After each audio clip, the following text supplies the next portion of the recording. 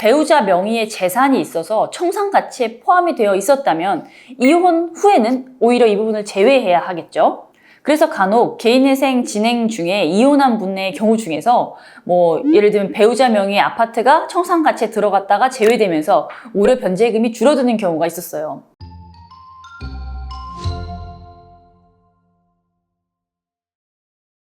안녕하세요. 회생이 다비지의 이미지 변호사입니다. 개인회생 진행 중 갑작스럽게 사망하거나 이혼하면 어떻게 될까요?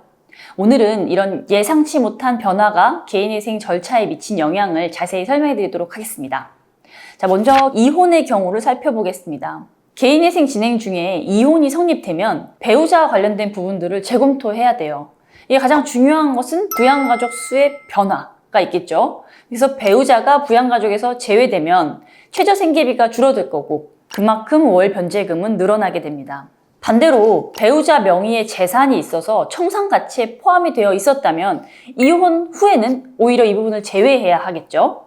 그래서 간혹 개인회생 진행 중에 이혼한 분의 경우 중에서 예를 들면 배우자 명의의 아파트가 청산가치에 들어갔다가 제외되면서 오히려 변제금이 줄어드는 경우가 있었어요. 자, 재혼의 경우에도 영향이 있습니다.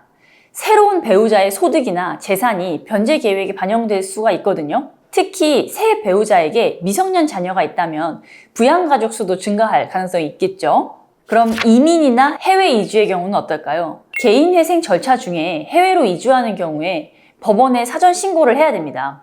해외에서도 변제금, 송금은 가능하지만 환율 변동이나 송금 수수료 이런 부분들을 고려해서 변제 계획을 다소 조정해야 할 수도 있어요.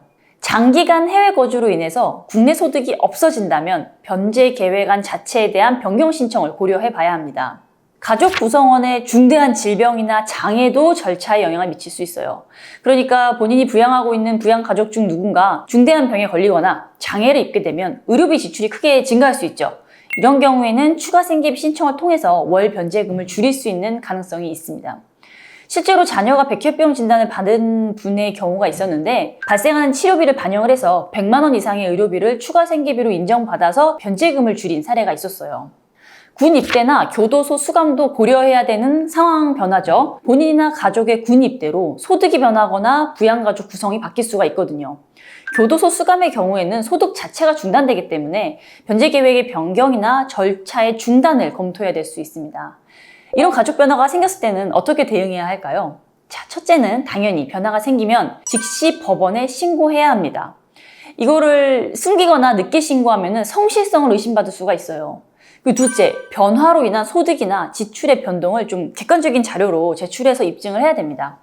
셋째, 필요한 경우에 변제 계획의 변경을 신청하는 것을 좀 적극적으로 검토해 보셔야 돼요. 그리고 넷째, 복잡한 다른 법적 문제가 얽혀있는 경우라면 전문가의 도움을 받는 것이 중요합니다. 자, 실무상 주의사항을 말씀드리면 가족 변화를 이유로 한 변제 계획의 변경은 단순히 나의 희망이 있어서가 아니라 실질적인 변화가 있어야지 인정을 받을 수가 있어요. 또한 변화가 채무자에게 유리한 방향이든 불리한 방향이든 관계없이 정직하게 신고를 하셔야 됩니다.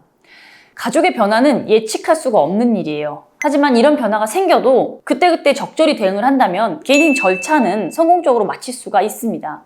중요한 건 그러한 변화의 발생을 숨기지 않고 투명하게 공개하면서 합리적인 해결 방안을 찾는 거예요.